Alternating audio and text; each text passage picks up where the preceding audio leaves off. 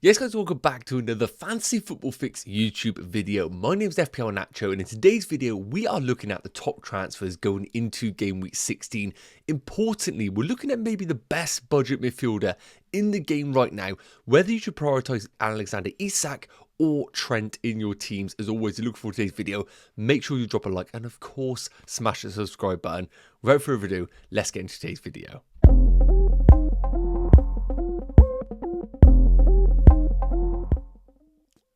So first up, as I mentioned, I think it's really important going into game week 16 for a lot of FPL managers to take a hard look at their teams and understand whether Trent Alexander-Arnold is an essential piece of that defence. Because right now, defences are just not offering much value.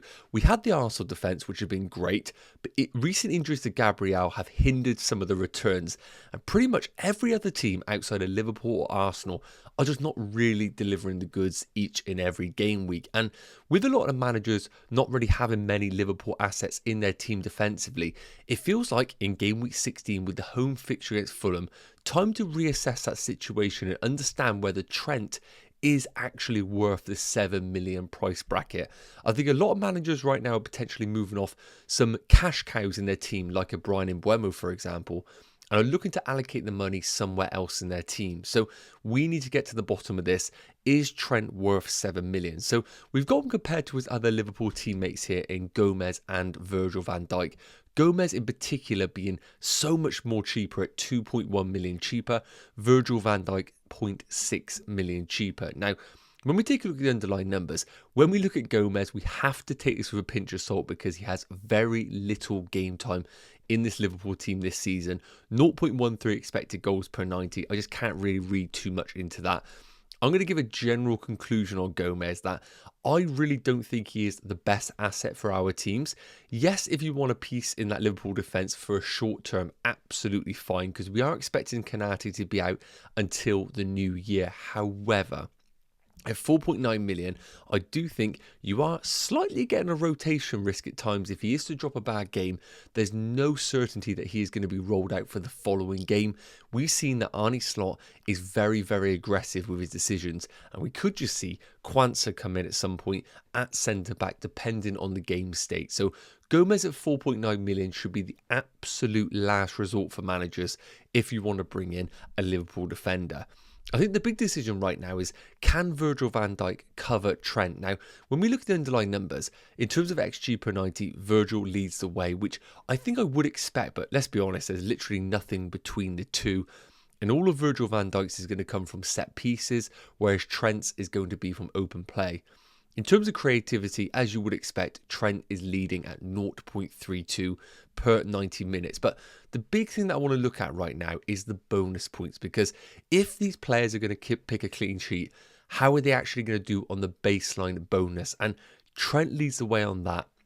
And in terms of just general bonus points at 0.74 per 90 minutes. And when we are looking at defenders, those small differences can be the difference between a good asset and a great asset. And I think Trent with the bonus points is just naturally going to tick over as we go through these upcoming game weeks. Now, when I look at the fixtures coming up, Fulham at home I think is good. It's not incredible, we have to remember. Then Spurs away, I'll be surprised if they get a clean sheet because Spurs are so hard to predict, but they do score goals. Then Leicester at home, great fixture, followed by West Ham away. So yes, I do think Liverpool defence is a good time to buy. No, I don't think they're essential. And I do think Virgil van Dijk is actually decent coverage if you can't get yourself all the way up to Trent. I personally, from an eye test perspective, still haven't seen enough from Trent to sit here and say confidently that he is worth the 7 million. Yes, there will be times where he'll pick up an amazing free kick goal or he'll get an incredible assist in open play. And if you can get to Trent, I think you should just do it. However, if you can't get to about a -4, for example, I think Virgil van Dijk is perfectly fine for guaranteed minutes over this period. Who's to say after 4 game weeks, Conor Bradley doesn't return? And then we have a slight problem with Trent's rotation as we go into the new year. So get there if you can for Trent. Otherwise, I think Virgil van Dijk is absolutely fine as a Liverpool pick. So next up, I really want to take a look at these two forwards, Nicholas Jackson and Alexander Isak, because the budget forwards are doing great this season. Raul Jimenez is chipping in with goals, Vissa, Cunha slightly dipped off the mark, and of course, we have had João Pedro, who has been in and out of our teams. Now, I think a lot of managers now are going to slightly change their team up and try and have one of these sort of forwards, whether it be Isak, Jackson, or a slightly cheaper option. But I think these two kind of stick out above the rest just because of their value and their talismanic nature in their respective teams. Now, Nicholas Jackson right now leading the way in terms of XG per 90 minutes at 0.59, but that's not to say Alexander Isak isn't good at 0.46. Both of these putting up decent numbers. However, remember Isak's last year was around 0.9 XG per 90, so if he does try and replicate last season's form, we might see an uptick on that as we are seeing now a fit and firing Alexander Isak. In terms of creativity, very, very similar between the two, and big chances both pretty much near the 1 mark. Alexander Isak just ticking over, Nicholas Jackson just below. Now, when we take a look at the fixtures right now, I think both are pretty good. Isak's got Leicester at home, which really feels like the money fixture. Then Ipswich away, which again, Newcastle's away fixture being so hard to predict. I don't feel that confident about them as a team, let alone having Isak. Villa at home feels great, and then Man United away actually doesn't feel like a terrible fixture. Chelsea, on the other hand, have great fixtures, I think. Brentford at home, I know Brentford have won a lot at Stamford Bridge, but I still think it's a great fixture for Chelsea. Then Everton away, followed by Fulham at home and Ipswich away. The big caveat that we need to remember with Nicholas Jackson, of course, is he's on 4 yellow cards. And he is getting those early substitutions at time. Even when he scores, he comes off around the 75th minute, 80th minute at times. We saw that against Spurs when he blanked. And I would argue that there is a bit more rotation risk with Nicholas Jackson with such an incredible forward like Nkunku waiting in the wings to steal minutes off him. So that is the big factor that we need to remember. 1 yellow card away from a suspension, and of course those minutes risk, which I still think are going to be a thing over these next 4 fixtures, and I wouldn't be surprised if Nkunku was to start one of these games. So as of right now, if you were buying and you were able to afford both, I think it's quite clear that Alexander Isak is the route to go for. Yes, there might be times he might get pushed out to the left when Callum Wilson comes down the middle, but I still don't think that diminishes him as an FPL option. I think he's even more creative on that left-hand side. So for me, if you can, I would try and get Alexander Isak in your team. I just think Nicholas Jackson, while he's fantastic, and if you want to go there, you can, is just a slight bigger risk for minutes and that yellow card, which could really be a problem over this festive period. And all it takes is Nkunku to come in for 1 game week and do the business, and it might see Nkunku be actually gifted a second start. So get to Alexander Isak if you can. I think he is going to deliver over the next few weeks. Let me know which one you prefer in the comment section. Just to conclude this section, we spoke about Trent and we spoke about these premium forwards. Some managers, including myself, can't get to both without taking serious points hits. Going into game week 16, of course, is team dependent on whether you have a bad defence or a bad attack. But I think Isak is my preference over a Trent Alexander-Arnold right now. Might be a bit controversial, but I just think this guy could do very well over the next few weeks. Let me know your thoughts in the comments. Now, of course, in order to get ourselves to these premium defenders and quote-unquote premium forwards, obviously outside of Erling Haaland, we do need to make some sacrifices in the team. And I'm seeing a lot of managers moving away from Bryan Mbeumo. And while I do think that he has been good in game week 15, if you want to move away from Bryan Mbeumo, I can't really knock anybody at all. His away form has been really, really poor. And we have to remember the home games for Brentford coming up are really difficult. So I think we're in a bit of a perfect storm right now where if Bryan Mbeumo delivers over the next 6 game weeks, then just fair play to him because the fixtures are really difficult. Brentford are really poor away from home. And I think we can actually start to move away from him. And with his price point, coming down to some of these cheaper options allows us to afford these premium picks that I've been speaking about. Now, Enzo's the really interesting one right now because since he got the divorce, since Maresca has put more trust in him, he has delivered over the last 4 game weeks. Now, the numbers that you can see on your screen right now are taken over the opening 15 game weeks. However, I really am seeing a slight change in the positioning of Enzo over the last 4 game weeks in particular. And if we look at the underlying numbers for Enzo over those 4 game weeks, he's actually putting up an expected goals per 90 of 0.24 and an expected assist of 0.36 and shots being 2 per 90. So he's actually really upping those attacking numbers. And while he is playing deep line at times, being that creative force, once the ball goes out wide, he is expected to actually box crash in those moments. And that's actually a really exciting position for somebody who I think now has actually progressed from that Conference League squad into the Premier League squad. Now, there could be some concerns if Gusto comes back at right back for Chelsea.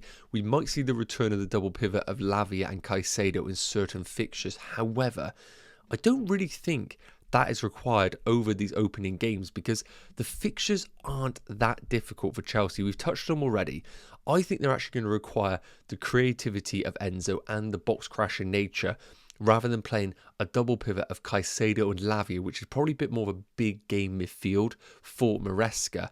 And I really do like Enzo at the cheap price of 4.9 million. I think his minutes are going to be fantastic. Now, the other options that we're looking at right now, Amad Diallo, another player who over the last 4 game weeks has really come into his own under the new manager in Amorim. Now, what you can see the numbers here are based on per 90 minutes over the course of the season. Over the last 4 game weeks, we've seen a slight drop off in his XG per 90. However, his creativity has gone from 0.29 per 90 to 0.49. So he really is being a creative force in that Man United team. Can I see guaranteed goals? No, but I do think he will be in and amongst anything that Man United create over this period. Now, game week 16 is not a great entry point away against Man City, but then Bournemouth at home in game week 17, even Wolves away in game week 18 are really, really good fixtures. And I feel like all of these 3 picks can be easy players you can bench in any given moment and bring him into the starting 11. The problem is, I don't have any guarantees that Amad Diallo is definitely going to be starting week in, week out for Man United. We know them twin 10 positions are still up for grabs between Bruno Fernandes, Rashford, Garnacho, Mason Mount, and the wing-back area is still undecided with the likes of Diogo Dalot playing in Amad's position. So while I do think Amad Diallo could be the emerging option, I still have no certainty in both Man United and who is going to start week in, week out. And for that reason, I probably would avoid Amad. Then it comes down to Rodgers, and I think this is always the case where Rodgers has been a great pick across the course of the season. Yes, he's been frustrating, but we need to remember he started the season at 5 million. And the underlying numbers that he's putting up over the course of the season have been great. 0.24 goals XG per 90, 0.26 expected assists per 90 minutes. Over the last 4 game weeks, they have dropped quite considerably, basically halved in both those departments, but I still trust him as an option, and I do think he is a minutes monster in that Aston Villa team. The fixtures, though, slightly more difficult. Forest away, not great for this entry point. Then Man City and Newcastle, then you get the Brighton game. So if I was buying right now, I think Rodgers is the safe pick, but I actually be really tempted to save the 0.5 million and go to Enzo. 0.5 million in the game right now is massive and could be the difference between you having a really bad defender and a decent one. For that reason, I actually think I've seen enough from Enzo now to suggest that while we're not going to get returns each and every game week, at 4.9 million, all we need is guaranteed game time and the opportunity of goals. And I think he is offering that right now, so he would be my pick as the budget midfielder. Let me know your thoughts in the comments. And finally, we have got the Game Week 16 predicted points, and top of the list, a man that I think we've all missed in our FPL teams is going to be Mo Salah, off the back of that game that got postponed in Game Week 15. Now, with that brilliant fixture that I do have at home against Fulham, I would argue Fulham are actually a really tricky team to play against, but when they are away from home, I think they are a slightly weakened team. And with Liverpool basically having a full weekend rest, yes, they do have the Champions League, but they're doing very well in the Champions League. I don't think they need to exert themselves midweek. Mo Salah just feels like this safe pick, and we need to remember effective ownership on players is a big factor, and I can see his ownership being very, very big, probably over 150%. So if you go against Mo Salah, just know you are taking a slight risk with your overall rank if you were to, and I just don't think there's any reason to go against him. Haaland, of course, he was still own. I'll be questioning why, because he's not really offering that value at 15 million. But again, against a Man United team who are a little bit all over the place, you could go there, but I don't see why there'd be a preference over Mo Salah. Isak offers a different option. Against Leicester at home, I think Leicester have been really poor defensively under Van Nistelrooy. They've been getting quite lucky in the last 2 games. I think that could be quite an underrated captaincy pick if you want to go there, with 6.5 projected points. And then, of course, we got Cole Palmer off the back of that brace in game week 15, 6.5 projected points. I couldn't knock anybody going for him against that Brentford defence that do concede goals. But you can see the other players, Son, Saka, Cunha, Saliba, Wood, Solanke make up the list. But I really do think those first 4 are in a league of their own. And I agree. I think Mo Salah is the standout captain for game week 16. And I probably would put Cole Palmer as number 2. I just feel that there's way more avenues to points for him than that of Alexander Isak.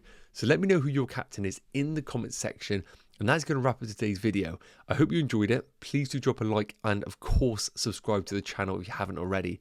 And I will see you in the next one. All the best this weekend. Take care. Cheers.